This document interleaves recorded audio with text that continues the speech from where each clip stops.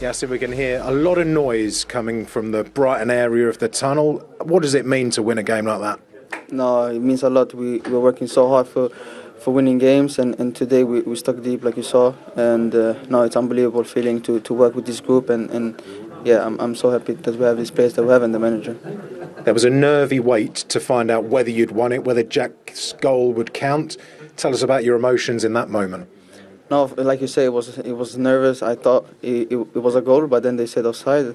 Then you need to wait for a long time because we need to check it. But no, when they said it was a goal, it was an unbelievable feeling. I think we stuck deep, like I said before, and yeah, I think we deserve this one. Talking of unbelievable feelings, how was your goal? That was a good one. Like I always say in the interview, I'm always working hard in the training ground and trying to improve every day. And when I get the chance to play, I always try to do my best. And today I scored a goal, and it was a good one as well. You only score good goals, don't you? It was very different to the one against West Ham, but yeah, I mean, this is becoming a habit. I thought this one was more difficult than the other one, to be honest. But no, it's like I said in other interviews before I scored my first goal as well. I know how to score goals. I have the eye for scoring goal. I just need to get in the position, and yeah, now I got two, and hopefully get more, and so on. Yeah. There were wonderful performances all over the pitch, but the man who delivered the ball for you, Brian, he had a terrific game today, I thought. We're seeing glimpses of what he's got. How excited should Brighton fans be for the future of him? No, that's my brother. He's always working hard, always believing in himself. Like you said, when he goes out there, he's showing everyone why he should play. He haven't got that much playing time recent, but no, he's unbelievable player and an even greater person. So it's great to play with him. And tell us about the overall situation. 8th place is now yours for the taking. We don't know what that means regarding Europe for a while, but what does that mean to you to go into the final weekend with this cushion? No, I don't think so much about what the other results give us or what does make. We come here to win games, and we go to Tottenham next game and try to win that, and then we see how far it goes. Well, very best of luck with that one. Thank you so much. Thank you. Thanks, Yasin. Well played.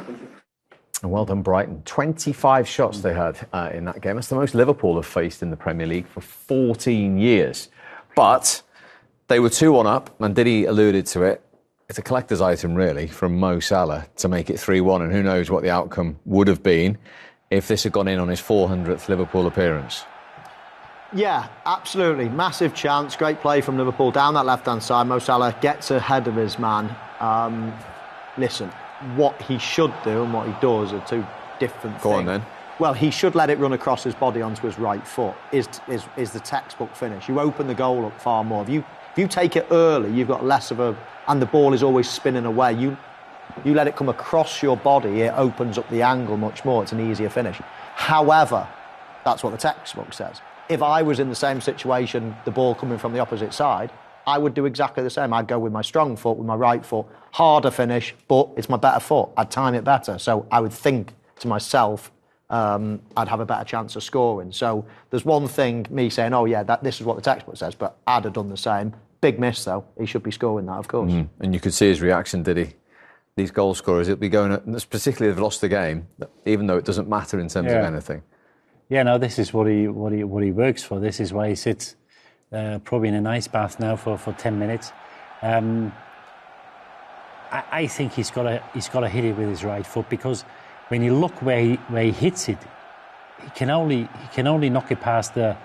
He can only knock it past the post, because I think the ball is too far ahead of him, and his standing foot is too close. So I think the way he touched it or the way he hit it, I don't think he can score. And he just needs to cushion it. He don't have to do anything, because there's enough pace on the ball. You just have to make contact with the other foot. Ball is in the back of the net, and I know what Mike is saying, but I still think he's got to do better there. And I'm not sure on another day he would have used his other foot, because, as I said, with his left, it was very hard to score from there. And 15 minutes later, it was suddenly 2-2. Mitoma had been on the pitch less than 5 minutes. Yeah, I mean, this is a typical Brighton goal, isn't it? From the goalkeeper playing it out. Liverpool will be disappointed the way they've literally just sliced through one pass, and you've got Baliba then playing a ball from 30 metres out of their box. Lots that Liverpool can do better. Great goal from Brighton's point of view, playing the way right the way through the pitch. Konate's position here, I mean, Welbeck is literally running to him. Now, just stay with Welbeck. Why? I don't know why he leaves him and just goes and does the same job as Conor Bradley. So very strange. However, let's give credit to Brighton. What a finish this is. We spoke about, what is perceived to be an easy finish from Mo Salah. People look at that and think, oh yeah, that's reasonably easy, or he might have even mishit it. No way. He has absolutely got his foot above the ball, hits down on it, right into the middle of the ball. He has hit it exactly to the blade of grass where he wants to. Perfectly struck into the ground. That is a really hard finish. The technique is incredible. The ball bouncing up here, almost chest high, outside of your body line, and to keep it down and fall away from it and hit it into the ground, that is difficulty level is right at the top. Brilliant finish, made to look easy. So that was one substitute, and then Jack Hinchelwood, just his second touch. Thought first of all he hadn't scored when it was ruled out. And we see a lot of goals ruled out because of VAR, did he? This one was ruled in. The referee's assistant was over. Well, if he rules some out, we got to rule some in. It's a brilliant ball from O'Reilly across the face of the goal, and this is just a brilliant finish. He lets the ball do the work. There's plenty of pace on it. He just cushions with his right foot. Well, what about the comparison to Mo Salah's finish here? He does let it come across his body and goes with his right foot. Well, I don't think he had the option because it was even further ahead of him. Yeah. So I don't think he could have used his left even if he wanted to. But just let the pace of the ball do the work. Just cushions it. It bounces slightly in front. So it was probably a little bit harder than it looked. But it's just an excellent finish here. Yeah, makes it look easy. There. But it's a brilliant ball. Obviously, half the goal goes to O'Reilly for the cross. And, the story comes on, does a bit of DJing.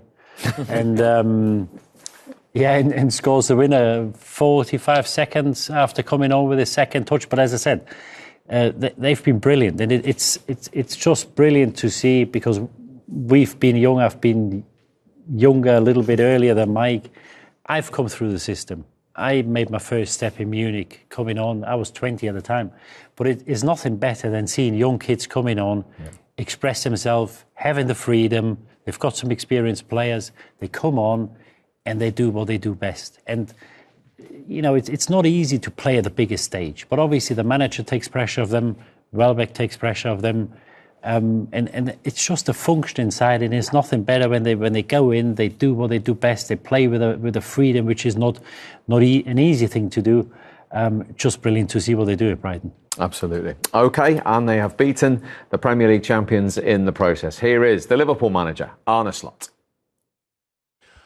Arne, an incredible game of football to watch from the sidelines. A game that you appeared to be in control of at one point. Ultimately, though, was it wrestled from your grasp? Yeah, I think you say this correctly. It was an equal game, but the moment we were 2-1 up in the second half, I felt as if us scoring the third one was more realistic than them scoring the 2-2. But from the moment onwards when they scored the 2-2, I think momentum swung their way.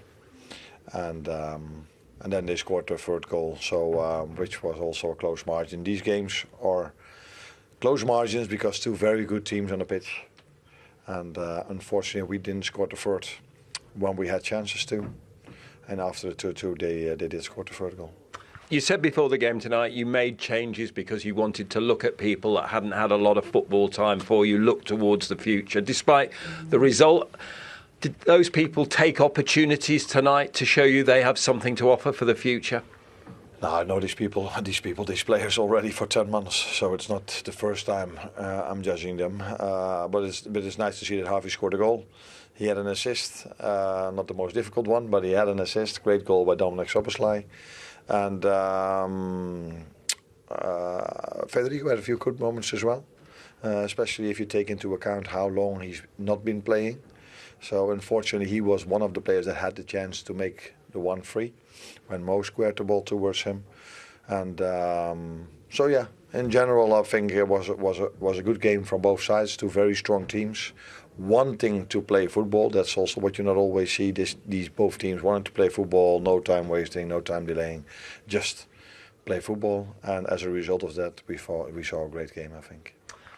We certainly did. But as we mentioned beforehand, when you're champions with 4 games to go, and I think they virtually admitted it actually when Michael and I were there doing the show at Anfield that day, the next 3 they just wanted out of the way, and now they're out. It's going to be some party when they get the trophy and medals. Yeah, well, it's details, it's little margins which decide games. And if you haven't got the last 2-3% of urgency, which they hadn't had for the last 2-3 games because they're already champions, then you lose these games. And if they needed to win that game, maybe we would have seen a different outcome. But credit to Brighton, they had to do it. They did do it. They were behind at half-time, turned the game around. But, as Mike said before, probably a good time for Brighton to play Liverpool. Isn't it incredible, though, when you look at the Premier League in general, and we talk about 1 or 2%, if you're just 1 or 2% off, then that happens. It is so competitive. We've seen Manchester City almost fall off a cliff this season in terms of their performance. Just, they've been absolutely at the pinnacle of their game for so long, and then they just drop a little bit short, and teams take advantage so much. Liverpool's chance today, or Liverpool's turn today, I should say, but it just shows you just got to be so on it every single week, and that's why winning the league is so hard. It's a war of attrition in many ways, and now they've won it, they can relax a little bit, just drop off a percentage or 2, and you'd think there'd be enough to coast home, and they only pick up 1 point out of the last 9. That's or something right. Like that. I mean, it just shows you that everybody is right at it every single week. You can't take anything for granted. And that makes the achievement even bigger, because we know how hard it is to win a game 2-3 on the spin, to win the league by more than 10 points, when people expected them to finish in the top 4, maybe challenge for top 3.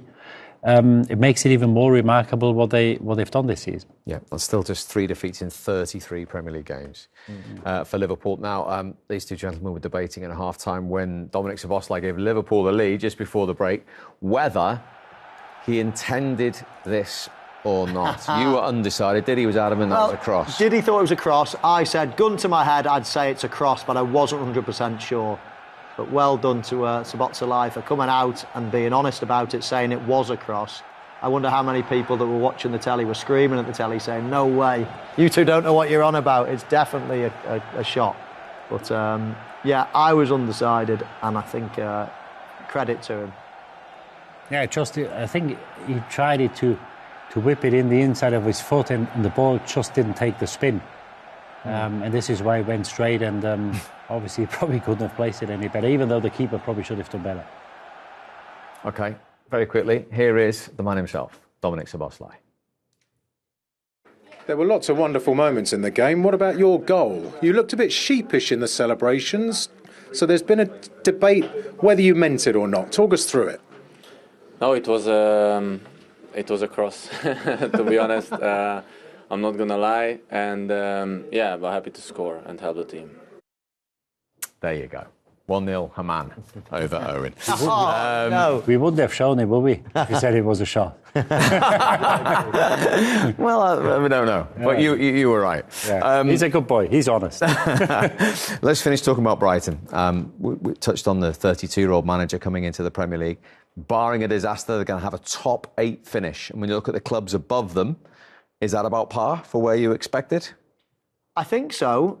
I think where they expect to see themselves, they're not just happy being a Premier League club anymore. They're looking at bigger and better things. They're probably looking at the likes of Nottingham Forest, flying high, and they may think, you know what, we could even do that next season. They've built a great foundation now to go on and really push. They're getting some incredible players. The recruitment is there for all to see.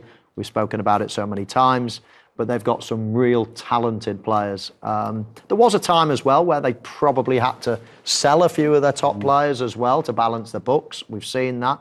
They've got some great assets themselves now. But no, this is a team that I think are looking up rather than looking over their shoulder from now on. Let's get a quick word then with the winning manager. Here he is, Fabian Hurzeler. We've had some great moments in this season, your first season in England, but is that right at the top of the list tonight? There were a lot of highs and also lows during the season, so I think it's important that you don't overreact or don't get too euphoric after these moments. It's very important to stay so grounded, to stay humble, to keep focus on the work we have to do, because there's still one game to go. But I'm really proud of the performance from the team, how they stick together, how they showed the belief, how they reacted on the setbacks during the game. So overall, it was not a perfect performance from us, but we always showed great character, and I think that's very important, especially for this young group. But it's hard to stay grounded, isn't it, when you've just beaten the Premier League champions, and in the way that you did it, having to come from behind twice? Yeah, that's what I said. So it's not only about playing a football game and tactical side, it's also the mental side, and therefore we stayed always together. We showed character, we showed personality. We had a really young squad on the pitch, and they reacted quite well on the setbacks in an impressive way, and that's what we always try to emphasize, that we only can be successful as a team. We can only be successful if we stick together, and they proved it today. So we are very happy, but like I said, there's still one game to go. Still 32 years of age. Well, we've seen a German win the Premier League. We've now got a German managing our national team, and there's another one at the other end of the age scale in his very first season here, in the top 8 at the moment, did he? Yeah, no, incredible. We've got 58 points now. You said it before, they only finished in the top 10 2 or 3 times. Twice in their history. Twice in the history. Fantastic talent, and they're just brilliant to watch. Having said that, next season, I think from the teams above them, there's probably only Forest where you say maybe they can overtake them. I don't think they can overtake any of the other 6 teams. Are they going to finish ahead of Spurs and United again next season? West Ham, they'll come back or good or better at some stage. So I think the danger with a finish in 8th, 58 or maybe 59, 61 points at the end of the season is always that expectations next year will be, well, he's been here a year, he's done well, will be even better next season. And if I look at the team, if I look at some of the teams behind them, I'm not sure they'll leave them behind next season. So, I think it's a team between 9 and 12. But obviously the development of the players has always been one of the major things in Brighton, and obviously he does it again. He's still a young manager. He likes to work with young players. And the one I'm looking forward is not because he's German, but it's Gruder, because he's really showed tonight in 60, 65 minutes what he's capable of. He's a special talent. Unfortunately, so far we haven't really seen it. Hopefully we see it next season. Indeed. And at the moment, they've already got 10 more points than all of last season under Fabian Hurzeler. Yeah, we'll see. I wouldn't mind betting that they can slightly improve on that. I mean, their manager's young, their team are young, the squad is young. They've got confidence from this season. I know what Didi's saying, it'll be a push. But I think everything's getting closer and closer in the Premier League nowadays. So who knows? They might be able to go one step better next season. Well, they've done well tonight. Diddy, great to see you. Thank you very much indeed for joining us. There we go, our last Match Day Live on a Monday of this Premier League season. 3 goals, 3 points for Brighton. They're in the box seat for a top 8 finish.